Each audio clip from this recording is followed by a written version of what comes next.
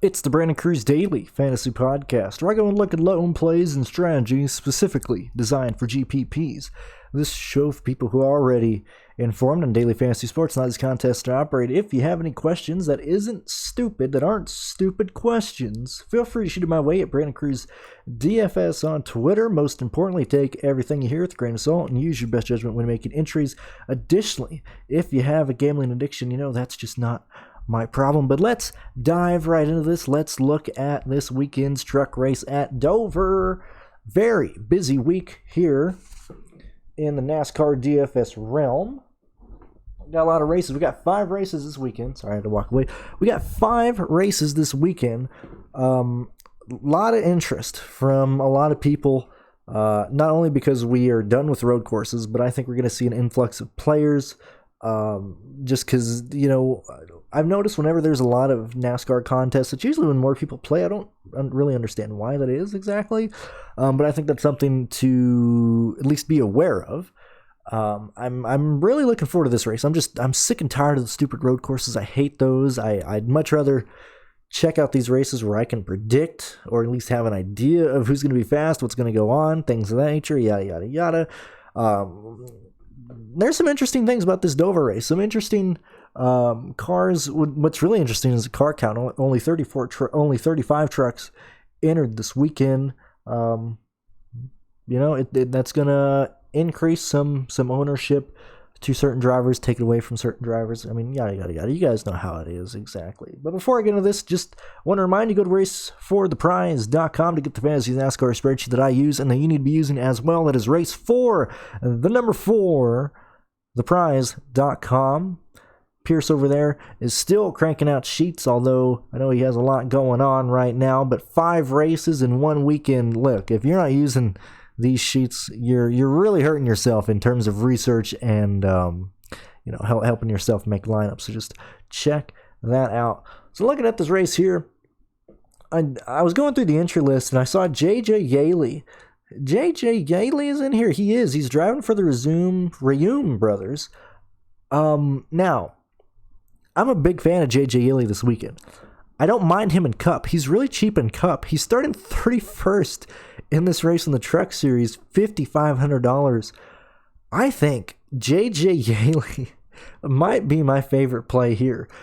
I don't believe in that truck very much, but I trust JJ Yaley way more than probably 17 drivers in this field. He's going above and beyond the Call of Duty in the Cup Series. So why wouldn't he do the same thing here in the Truck Series? I like him. $5,500, starting 31st. I don't trust the car, but man, if it's JJ Yaley, he can drive a jalopy and get there. So I don't mind him. I just want to put that out right there. JJ Yaley, starting 31st. I don't know how many people are going to listen to this. I can never tell if I actually increase ownership or anything towards anybody, but I just want to get that out there. JJ Yaley, I'm a fan of here, man. He can help you make a lot of lineups. So let's go and start at the top. We'll work our way down the grid, talking about what I want to look at, talking about how I think most lineups will be created or built in a certain way. And I think there's going to be a lot of lineups built with the same, core 5, core 4, core 2, whatever you want to say. But there's going to be about 3 or 4 drivers that are just used in almost every single lineup. So let's see if we can try and get away from that. So starting off at the top, Brett Moffatt, $10,000. Easily a car who can stay up out in front and win the race. Sheldon Creed starting second. I'm glad he's starting second because I have no interest in him. Austin Hill, I'd much rather go to Austin Hill, Brett Moffatt, Matt Crafton. I like all those guys. Rafael Lazard starting 5th. I've used him almost nearly every weekend. $7,300 starting 5th. I just can't do it this weekend. I don't like Rafael Lazard. Tyler Ankram's probably the same story. Not a big fan of him starting 6th. $8,200. I'd much rather focus on Brett Moffatt or Austin Hill. Just like the Cup Series, you're going to need to focus on 1 to 2 dominators. Actually, let me look right fast right here. Without giving too much away in this sheet, let me just make sure here. Total fast laps led. Let's check and see.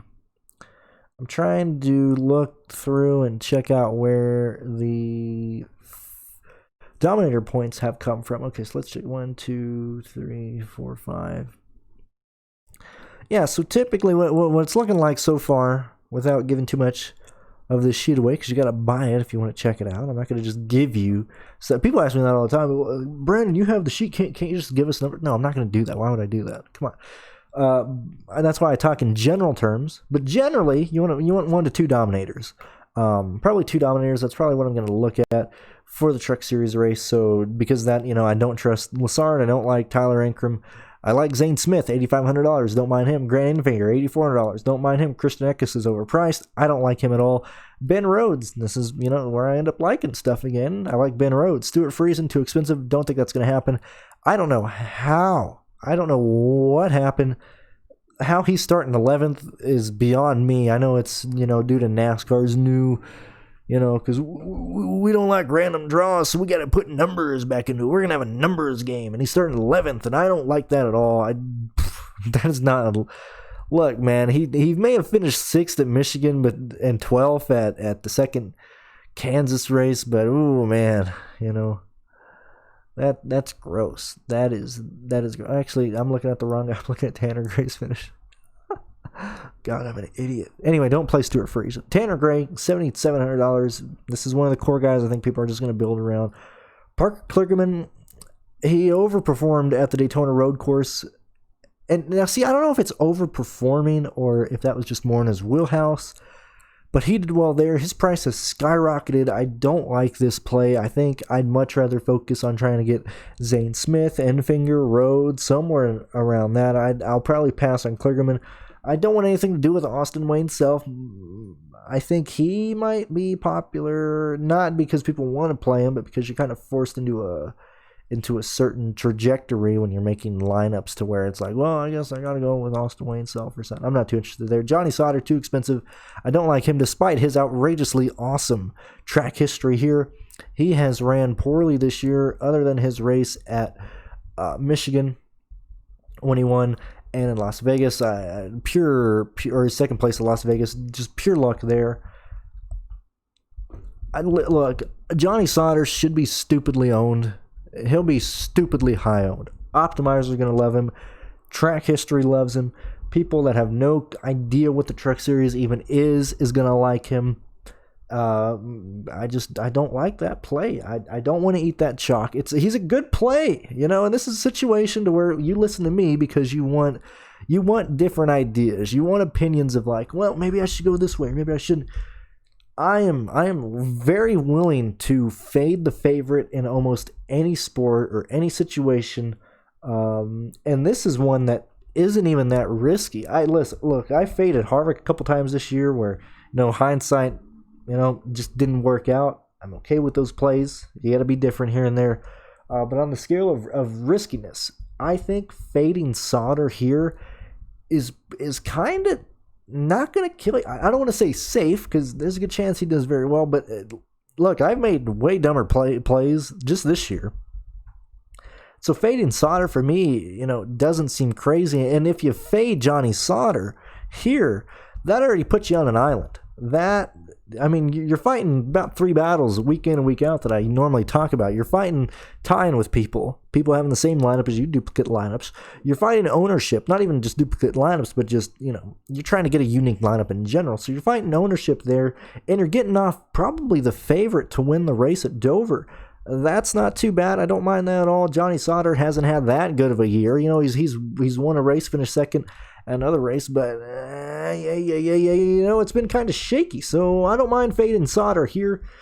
Derek Krauss, $8,000. I'm surprised he's $8,000 and Tanner Gray isn't.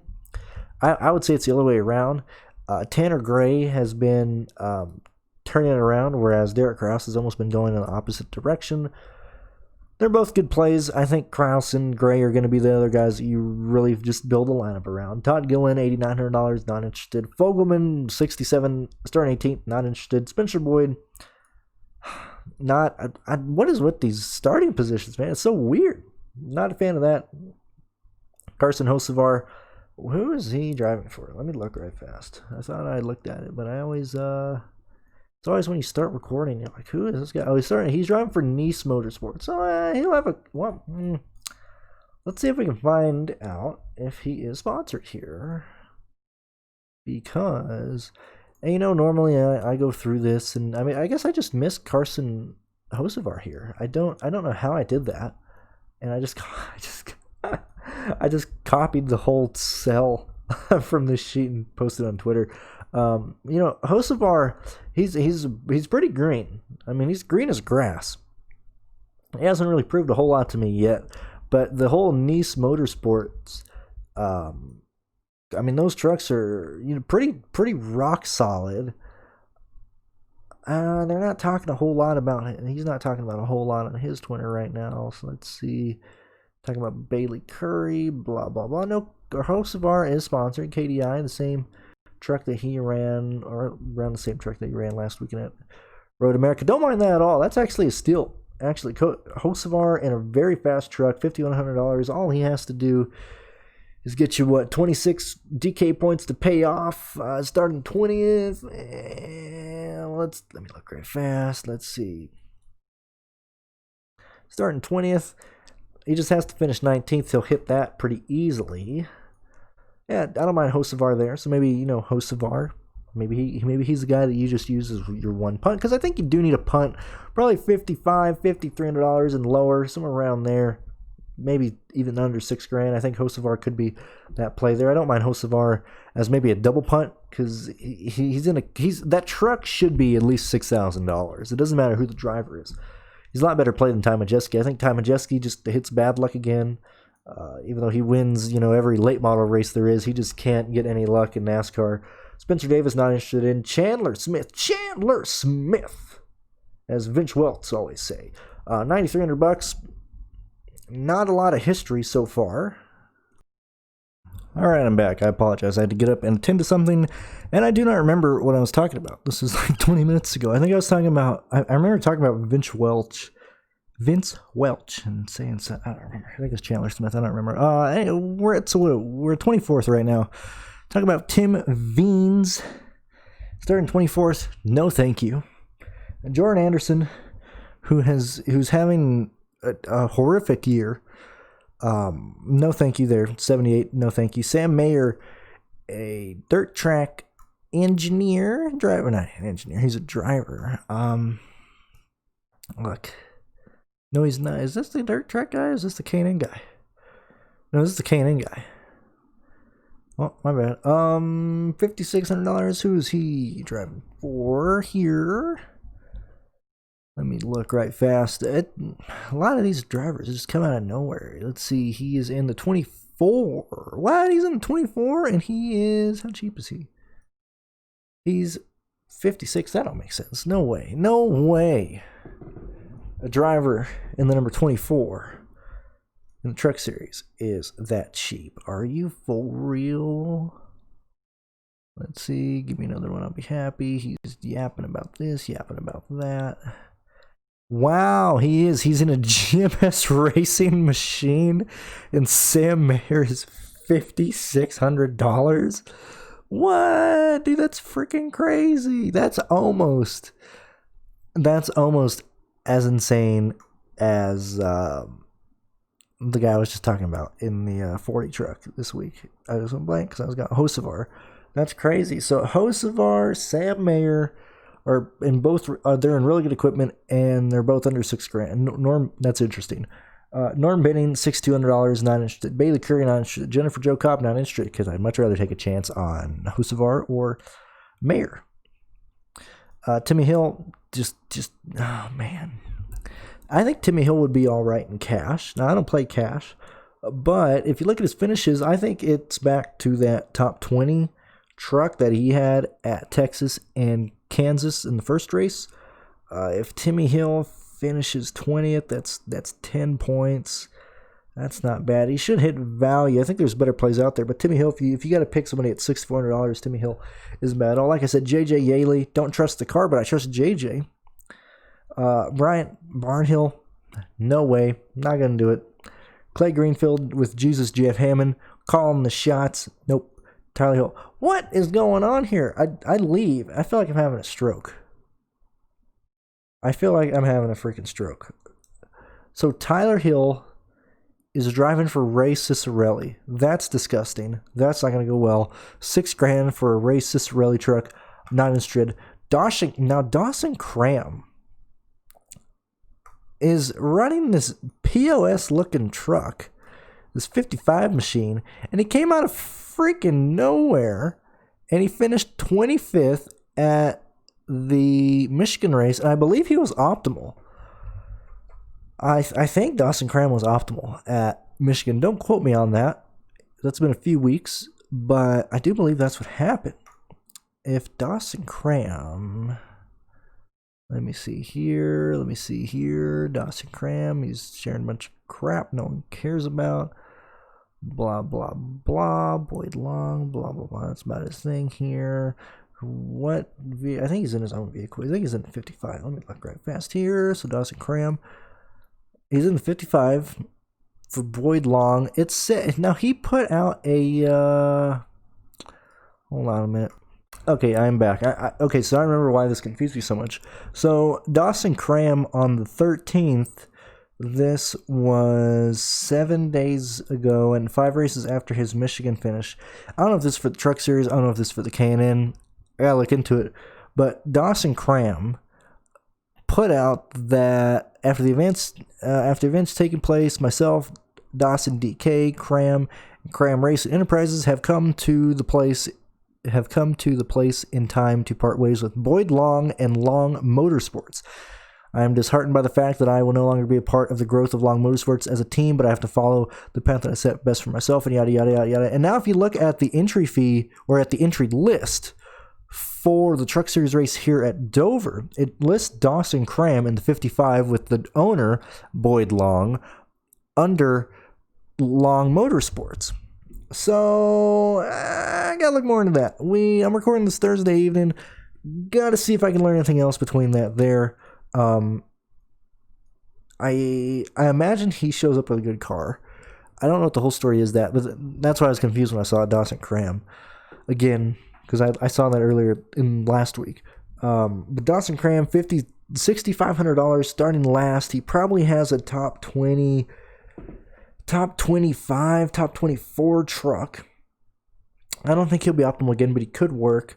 JJ Yaley at $5,500, starting 31st, should work. Timmy Hill in his own car, starting 30th, should work at $64. Sam Mayer at $5,600, starting 26th, should work.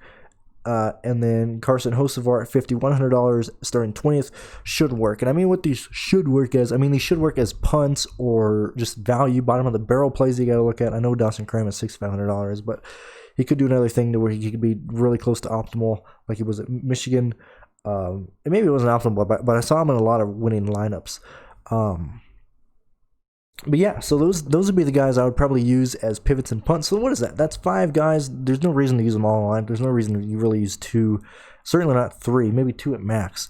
But Josevar, Mayer, Timmy Hill, JJ Yaley, and Dawson Cram would probably be where I'd go for, value. And because of that, you can attack the guys that I focused on earlier in this. That's anybody from Krauss, Saunder, if you feel like you got to chase Saunder, Kligerman, if you feel like you got to chase that, Stuart Friesen, Ben Rhodes, Christian Eckes, Infinger, Smith, Hill, Moffatt, Crafton, Chandler Smith.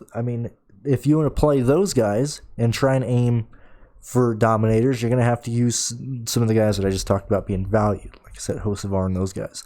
Lineups are most likely going to consist of 1 to 2 dominators. I think this is a race to where if I really feel like it, I might be able to throw in 3 or 4 like not dart throws, but chances to get those dominators. As long as you have those chances out there, you have the bigger possibility to get laps led. So let's say, for example, let's try and guess how most people are going to make the lineup here.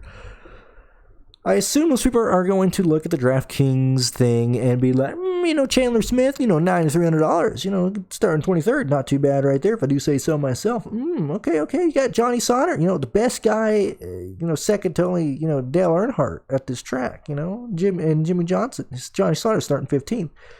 He's 10-6, so let's say, I like Christian Eckes too. All right, so you have Smith, Saunder, and Eckes.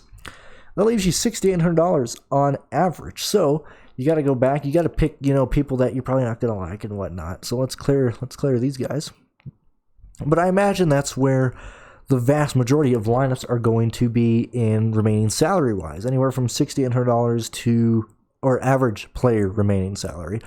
It's probably going to be anywhere from $6,800 to $66 to $63 to maybe $72 if you're playing gentle, but it's going to be around that area. And so a lot of people are probably going to be put towards Dawson Cram, Bailey Curry, Austin Wayne Self, Tyler Hill. Hopefully people won't realize Tyler Hill's in a horrible car. And then you got Sam Mayer and JJ Yaley, who are blank, and typically if you have no history, people are scared. They're like, oh man, who is this guy? Who's this kid here? So you can go there, or if you want to attack an area that I think is going to be really avoided, or at least not really peppered as much, it's probably going to be anywhere from $8,200 to at least probably $9,100. So that includes Ankrum, Enfinger, Smith, Rhodes, Gill, and Creed. I imagine people taking one of these guys. I don't see them taking two. I'm going to really try and make a lineup to where I pretty much have 4 to 3, top tier contenders. And what I mean by that is people like Brett Moffatt, Hill, Crafton, Zane Smith, Ben Rhodes, those guys. I want to try and get 3 to 4 of those good cars with the guys that I mentioned that I liked in a lineup, and then either punt or double punt with, Josevar, JJ Yaley, Sam Mayer, Timmy Hill, Dawson Cram, if I feel like I need to go there. That's how I want to create a lineup. I don't think people are going to go that direction. I think people are going to either look at optimal lineups or just try and shove in as many of these top guys or as many of these value plays or place differential plays as possible. So Kligerman and Johnny Saunder, which is why I want to try to avoid that. I want to try and get on an island and attack it differently from everybody else. That's about it for the Truck Series content.